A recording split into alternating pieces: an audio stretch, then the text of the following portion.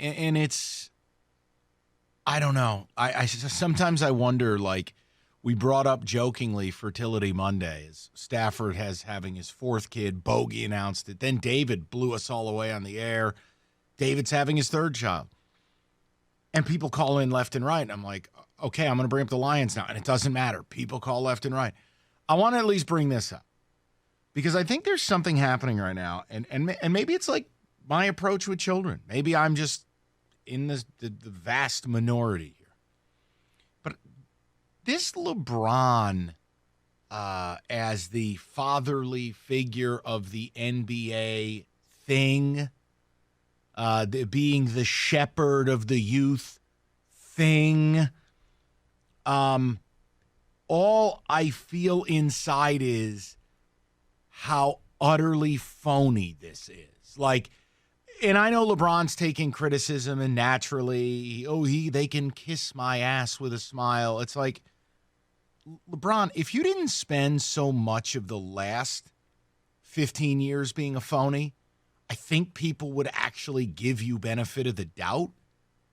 Like, if there's one thing you couldn't say LeBron was over the course of the last 15 years was genuine, he's phony. So, like, now I see him giving, the "you're my bro" hug to every young player and, like, slobbering in their ear. And what do you, LeBron, what do you make of Trae Young? Well, he's a really good ball player and the league is in really good hands. And it's like, okay, if you want me to believe that you're this mentor for the youth, you're not whispering in their ear. I mean, you're having private conversations and relationships, and I just view LeBron as being exceedingly disingenuous. Is anyone buying that LeBron is going to be now the work dad for all the young players in the league? Because I don't. And look, I can still say, beyond shadow of a doubt, putting Zion and LeBron on the court together is 5-star, 10 out of 10, must-see television. As Romy put it in one of the CBS Sports Minutes, you give me Lakers-Pelicans first-round playoff series, might be the only 1 versus 8 I'd be locked in on in a long time. It's fascinating. It's fun to watch. One has nothing to do with the other. It's this idea that LeBron and Tatum, LeBron and Trae, LeBron and Luka, LeBron and Zion. Like, when did anyone ever look to LeBron for leadership or counsel or mentorship? Unless he's telling these young players, hey, basically don't do anything I did before I turned 35. Just don't do it. Don't gut your hometown with Jim Gray in a pre-produced announcement special in front of a vitamin water machine. Don't do an embarrassing press conference, not 1, not 2, not 3, not 4, not 5. Don't lose a horrible NBA Finals to a aging Mavs team when you're up 2-0. Don't need Ray Allen to save your ass against the old Spurs. Don't then go back home. Don't go to the Lakers. Just don't. Don't go to L.A. to make movies. But I can't help it. I think LeBron's played some of the better basketball of his career this year. I have nothing negative to say about that. But this whole, like, everyone looking to LeBron as elite, like, when did that become a thing? Yeah, Zion, do me a favor. Don't do anything that dude whispering in your ear did at all. Just go play. I don't know. No one will call about this. I'm probably alone on this. Oh, here comes LeBron's bath boy. Well, run to his defense. Why are you criticizing LeBron for this, okay? This is crazy. He doesn't deserve any criticism for this. No, but on a serious note, Mike, I have always defended LeBron. But you know what? I've defended him as a player and what he's done on the floor and how great of a player I think he is, which I do. I think he's the best player to ever play the game. Most talented, and that's a whole other discussion. But this stuff is this stuff is cringeworthy because LeBron always tries to put himself in the center of the news, tries to draw attention to himself, and we realize that. But the whole, fatherly figure of the NBA, I need to talk to these young guys. I think LeBron has become very unlikable off the floor with some of this stuff.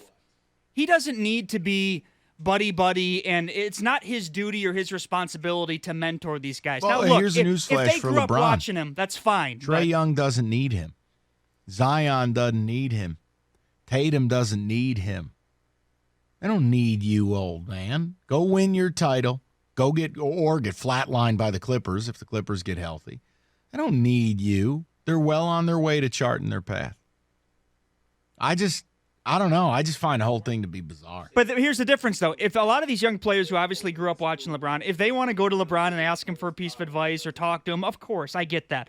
But LeBron is the one initiating it with all of them. LeBron's the one running to them and offering to be their mentor before they even ask and all that stuff. And you know what? I do. This is where the old school part of me agrees with a lot of people.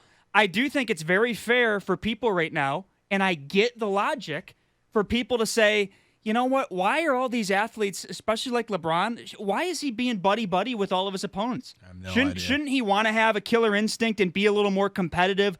Why are all these guys just complete friends? And I get that's an old school Well, approach, they make but too it's much true. money. It's true. We've lost cabin pressure on the financials here.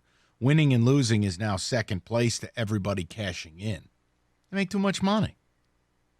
Now, I don't hate anyone's hustle. God bless, man. Make it. Someone's willing to pay you. Make it. Like, I'll be damned if anyone in this room or anyone listening to this show would ever apologize for what they make. But it's like when you ask about why the competitive nature of the game is different, like, think about how ridiculous this Trae Young, Trevor Ariza thing is.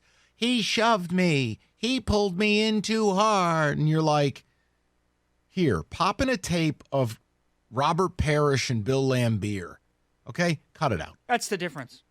It's the money, man. Well, and that's right. I think that's a huge part of it. And that's sports as a whole. Everyone is, well, especially the NBA, you could even argue, everyone is more buddy-buddy. Athletes are all friends. More than it's ever been in sports. And I do think we did a topic a few months ago about how rivalries are they really a thing in sports anymore? Dead.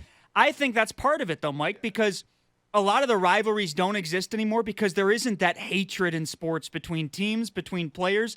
Everyone is just buddies nowadays. Well, and look, you have the occasional, KD, Russell Westbrook thing, and then that gets overblown because it's not really that big of a deal. Here's all I need in the playoffs, all right? Just give me Lakers Pels in the first round because I do think the world should see Zion. And by the way, that was a team who was off to a god-awful start, and then Zion arrives and gets them to the playoffs. So the team with the number one record, okay, is going to knock the team. Can I rewind? I just did an awful job broadcasting. The team who ended up with the number one pick in the draft would be battling the team with the number two pick in the draft for the last playoff spot in the West. But rebuilds take 10 years, right?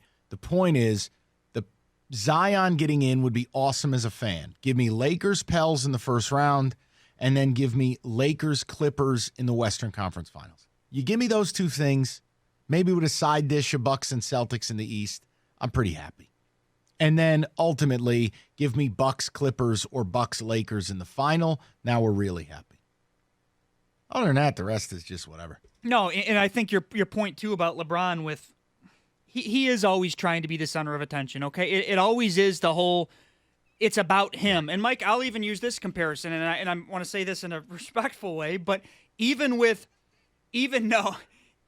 Kobe Bryant passed away.